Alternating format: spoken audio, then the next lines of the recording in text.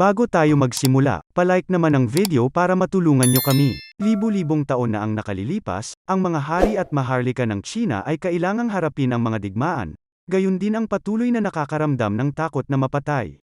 Ang kanilang buhay ay nakataya sa lahat ng oras kaya naman sila ay lihim na gumagamit ng mga kahalili na tinatawag na mga anino. Ang mga ito ay walang takot na itinataya ang kanilang buhay para sa paglilingkod sa kanilang mga amo, at pinapatunayan ang kanilang katapatan sa pamamagitan ng pagyakap sa kamatayan. Ang pelikula ay ipapaliwanag ang buhay ng isang anino noong unang panahon. Ang bantog at matatag na commander na si Ziyu ng kaharian ng Pei ay natalo sa isang tunggalian laban sa tila hindi mapigilan na si Yang Kang, ang general ng kahariang Yang. Dahil dito ay nawalan ang kaharian ng Pei ng isa sa mga makabuluhang lungsod nito na tinatawag na Jingzhou. Ang pelikula ay nagsisimula kay Lu Yan, ang ministro ng Pei na naguulat sa hari na hinamon ni Commander Ziyu ang general ng Yang sa isang one-on-one na tunggalian para muling kunin ang lungsod ng Jing. Binanggit pa niya na tinanggap ni Kang ang hamon at pagkarinig nito ay nagalit ang hari at inutusan ang ministro na dalhin ang commander sa kanyang harapan. Sa susunod na eksena, pumasok ang hari sa isang silid kung saan ang asawa ni Ziyu na si Xiao Ai at ang kapatid ng hari na si Prinsesa Qing ay nagpapagulong ng dice sa isang tai chi board. Binasa ni Xiao ang mga palatandaan na magsisimula ang labanan pagkatapos ng 7 araw at kapag tumaas ang ulan at tubig ay makakamit nila ang tagumpay. Pagdating ni Ziyu, agad na tinanong ng hari ang kanyang pagbisita kay Kang. Sumagot si Ziyu na gusto niyang makipag one-on-one kay Kang upang mabawi ang lungsod ng Jing. Gayunpaman ang hari ay natatakot na ang tunggalian ay magiging dahilan ng pagkakaroon ng digmaan at sisirain ang kapayapaan ng Pei. Nang tinanong kung siya ay maaaring manalo, si Ziyu ay tumugon na hindi siya sigurado. Pagkatapos ay sinabi niya na siya ay handa para sa anumang kaparusahan sa pagsuway sa hari. Gayunpaman sinabi ng hari na hindi niya pupugutan ng ulo si Ziyu dahil siya ang nag-alaga sa kanya at sa kanyang kapatid na babae at pinagtibay din niya ang trono sa mga nakaraang taon. Samantala, pinayuhan sila ng ministro na magsaya sa pagtitipon kaya ipinagutos ng hari kay Ziyu at sa kanyang asawa na tumugtog ng gitara para sa kanya, ngunit tumanggi si Ziyu at sinabing nasa panganib ang kaharian at wala siyang gana. Pagkaalis ng mag-asawa, sinabi ng hari sa ministro na si Lu Yan ang plano niyang ipakasal ang kanyang kapatid na si Prinsesa Qing sa anak ni General Kang na si Ping. Ang pangunahing motibo sa likod ng kasal ay upang mapanatili ang kapayapaan sa pagitan ng dalawang kaharian at itigil ang digmaan na maaaring mangyari. Sa susunod na eksena, si Xiao ay pumasok sa isang tagong silid na patungo sa isang kuweba. Dito nabunyag na ang tunay na Commander Ziyu ay nagtamo ng malubhang pinsala sa kanyang nakaraang pakikipaglaban kay General Kang at kasalukuyan na nagpapagaling sa isang lihim na kuweba sa kanyang tirahan. Samantalang ang commander na nakikitungo sa lahat ay isang lalaking nagngangalang Jing na tinutukoy bilang anino ni Ziyu na ipinangalan sa lungsod ng Jing. Dahil sa kapansin-pansing pagkakahawig niya kay Ziyu, si Jing ay dinukot at lihim na tinuruan bilang anino ng tiyuhin ni Ziyu 20 taon na ang nakakaraan. Ginugol ni Jing ang lahat ng mga taon na ito sa kuweba kung saan siya sinanay na maging anino hanggang sa lumala ang kalagayan ni Ziyu 1 taon na ang nakalipas. Pagkatapos mamatay ng tiyuhin ni Ziyu, matindi na sinanay ni Ziyu si Jing at ngayon ay gusto niyang patayin ni Jing si General Kang at sakupin ang Jing City. Tanging si Ziyu at ang kanyang asawa ang nakakaalam ng ganitong kasunduan kaya kapag natalo ni Jing si Kang at nabawi ang Jing City ay papayagan siyang bumalik sa kanyang ina. Para maging magkatulad ang lahat, hiniwan ng malalim ni Ziyu ang dibdib ni Jing dahil may sugat siya sa parehong lugar. Pagkatapos ay nilagyan niya ng mga halamang gamot ang sugat upang mapabilis ang proseso ng paggaling at maging pareho ito ng sa kanya. Kahit na nasaktan si Jing, tinitiyak niya kay Ziyu na bilang isang anino ay handa siyang mamatay para sa kanya.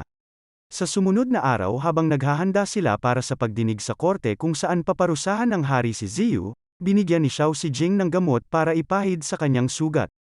Samantala, si Jing ay naging emosyonal at nagsimulang magpaliwanag tungkol sa kung gaano kahirap para sa kanya na manatili sa dilim ng walang presensya ng sinumang tao o tunog.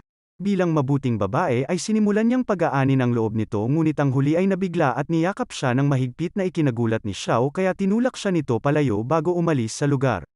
Sa korte sa kabila ng mga pagtutol ng ibang mga opisyal ng militar, nagpasya ang hari na parusahan si Ziyu nang hindi napagtanto na siya ay isang anino. Ibinaba ng hari ang kanyang ranggo sa isang karaniwang tao dahil sa pagsuway sa kanyang mga utos at pagsisimula ng isang digmaan sa Yang.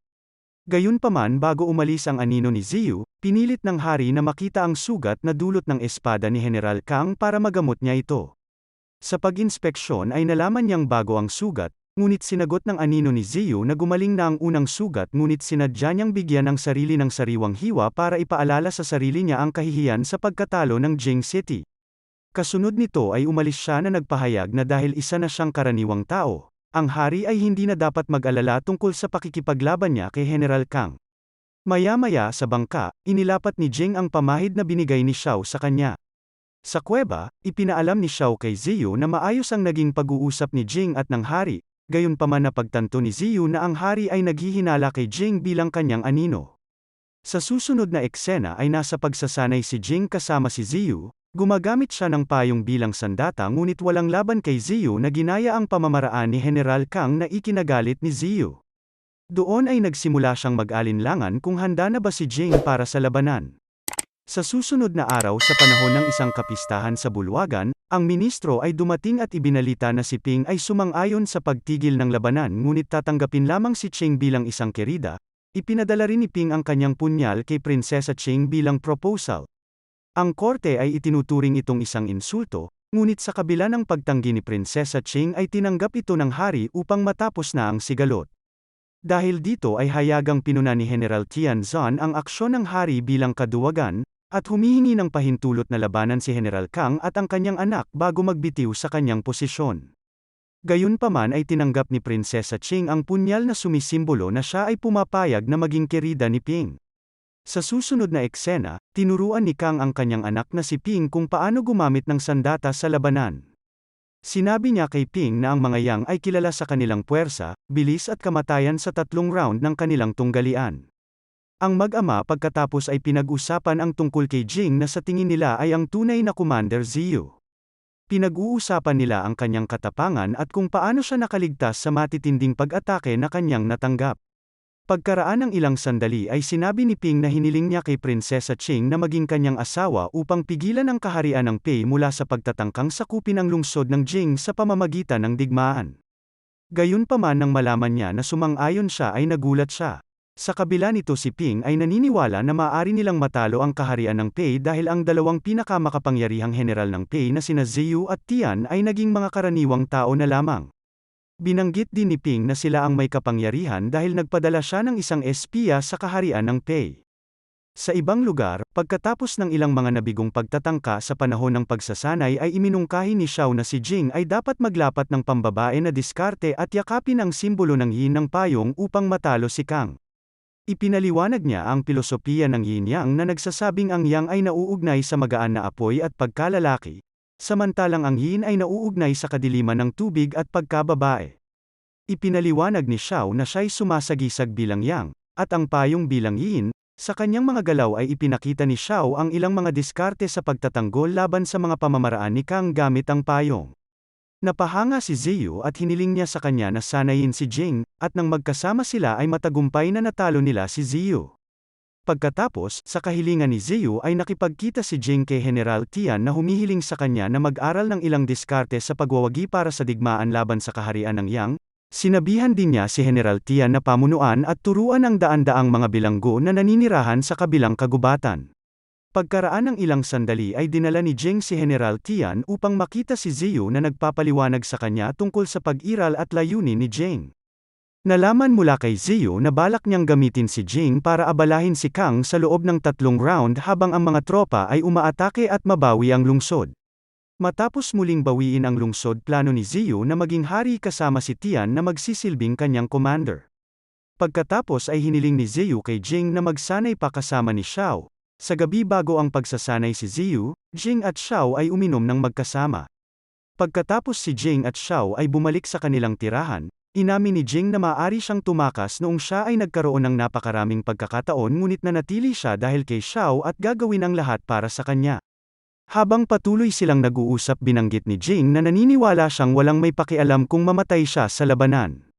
Gayunpaman nang ihayag ni Xiao na nagmamalasakit at mahalaga siya sa kanyang buhay, nagulat siya dahilan upang magpasalamat ito at umalis upang matulog. Pagkaraan ng ilang sandali, Sinundan siya ni Xiao sa kanyang kwarto at nagpalipas ng gabi kasama siya habang pinagmamasdan sila ni Ziyu sa isang tagong butas. Kinabukasan ay naglakbay si Jing sa tubig sa isang lumulutang na plataporma patungong Jing City para sa tunggalian. Dahil si General Kang ay walang kamalay-malay na si Jing ay isang anino at itinuring siya bilang si Ziyu ay nakakaramdam ng kumpiyansa na lalaban ito ng one-on-one tulad ng kanyang ipinangako. Gayunpaman si Tian at ang mga armadong bilanggo ay nasa ibaba ng plataporma na naghahanda, nang ang nakakagulat na si Prinsesa Ching, ay kabilang din sa mga ito na balak gumanti kay Ping dahil sa kahihiyan na ibinigay niya. Pilit siyang pinipigilan ng general ngunit tumanggi siyang sumunod at ang prinsesa kasama ang mga bilanggo, ay palihim na lumangoy sa ilalim ng storm gates at pumasok sa lungsod habang si General Kang at iba pang opisyal ay abala sa tunggalian, nang si Kang ay natalo sa unang round laban kay Jing. Ngunit nanalo siya sa mga sumunod na 2 round na humanga sa determinasyon ni Jing, dahilan para mag-alok si Kang na tawagin itong tabla. Ngunit tumanggi si Jing at nagpanukala na ipagpatuloy ang pakikipaglaban. Samantala si Ping at ang kanyang mga sundalo ay itinaboy pabalik ni Tian at ng mga bilanggo gamit ang mga metal na payong na armas. Bagaman ang magkabilang panig ay nagtamo ng malaking kawalan ng mga sundalo. Sa pagbabantay sa kapital, nakipaglaban si Ping sa prinsesa na ikinasugat at ikinamatay nito. Tinanong siya ni Ping kung bakit ang isang babae na tulad niya ay lalaban, at nang siya ay lumapit upang marinig ang kanyang sagot, sinaksak siya nito hanggang sa mamatay gamit ang parehong punyal na ipinadala nito sa kanya. Ang bandila ng Yang ay ibinagsak ni Tian nang mapansin nito ni Kang na galit siya at sinimulan niyang bugbugin ng husto si Jing. Gayunpaman, sinalungat ni Jing ang sitwasyon at napatay si Kang gamit ang isang piraso ng talim na payong. Lumipat ang eksena sa kaharian ng Pei na binisita ni Xiao si Ziyu sa loob ng kuweba. Si Ziyu ay napapaisip kung tama ba ang pagpapadala sa anino sa digmaan. Tumugon si Xiao na walang tama o mali ang nangyari ay nangyari na. Pagkatapos sa kanilang kahilingan ang mag-asawa ay nagpatugtog ng Zereth ng magkasama. Balik sa digmaan, pagkatapos na mapatay si Kang, si Jing ay bumalik sa kanyang tunay na tahanan kung saan natuklasan niya na ang kanyang ina ay sinaksak hanggang sa mamatay. Nang hindi nagtagal ay sinalakay siya ng maraming mamamatay tao na tumambang sa kanya sa loob ng bahay. Buti na lang at nailigtas siya ng pinatay ng isang sugo na nagsasabing ipinadala siya ng hari. Pagkatapos nito binanggit ng sugo na ipinapatawag ng hari si Jing, nagulat si Jing habang nagtataka kung paano nalaman ng hari ang kanyang tunay na pagkatao, gayunpaman ay umalis siya papuntang Pei. Samantala ang ilang mga asasin ay dumating sa kuweba upang patayin si Ziyu, kahit na may sakit at mahina si Ziyu ay ibinigay niya ang lahat ng kanyang pagsisikap at lumaban. Sa pagdiriwang ng tagumpay sa kaharian ng Pei, si Jing ay nagpakita at inutusan ng hari ang lahat na umalis sa selebrasyon maliban kay Jing, Xiao at ministro. Dito nalaman ng hari na si Ministro Luyan ang espiya na nagtatrabaho para sa mga Yang, bilang resulta ay pinatay siya nito. Masaya sa tagumpay ni Jing ang hari ay nais na gantimpalaan si Jing sa pamamagitan ng pagtatatag ng tunay na relasyon sa pagitan nila ni Xiao bilang mag-asawa. Ayon sa hari gusto niya ng isang tapat na Ziyu lamang kaya hindi na kailangang gampanan ni Jing ang papel ng anino. Samantala ang isang nakamaskara na mamamatay tao ay pumasok sa silid na may dalang isang kahon na kung saan ay dapat na naglalaman ng ulo ni Ziyu. Ngunit nang buksan nito ng hari ay nakita niyang wala itong laman. Pagkatapos ay sinaksak ng mamamatay tao ang hari mula sa likuran at siya ay bumagsak sa lupa. Ang mamamatay tao pagkatapos ay tinanggal ang kanyang maskara na nagpapakita ng kanyang sarili na si Ziyu. Sugatan at nahihirapan, galit na inutusan ni Ziyu si Jing na patayin ang hari na sinasabing siya ang nag-utos ng pagpatay sa kanyang ina, saka hiniling kay Jing na dalhin si Xiao sa malayo. Habang kinukuha ni Jing ang espada ng hari upang subukan na saksakin mula sa likod. Ngunit mas pinili ni Jing na saksakin si Ziyu at mapatay ito na ibinabalik ang kanyang maskara. Pagkatapos nito ay sinaksak niya ang hari gamit ang espada ni Ziyu at inilagay ang kamay ni Ziyu upang magmukhang siya ang pumatay sa hari. Sa sumunod na eksena, si Jing ay umalis sa lugar at sinabi sa mga awtoridad na nagtitipon sa labas na ang hari ay pinatay ng isang mamamatay tao at napatay niya ang asasin. Dito na nagtatapos ang kwento, sana ay nagustuhan mo ito. Kung hindi ka pa nakasubscribe ay mag-subscribe ka na upang matulungan mo ang channel na ito. Mag-comment ka na rin tungkol sa kwento. Salamat!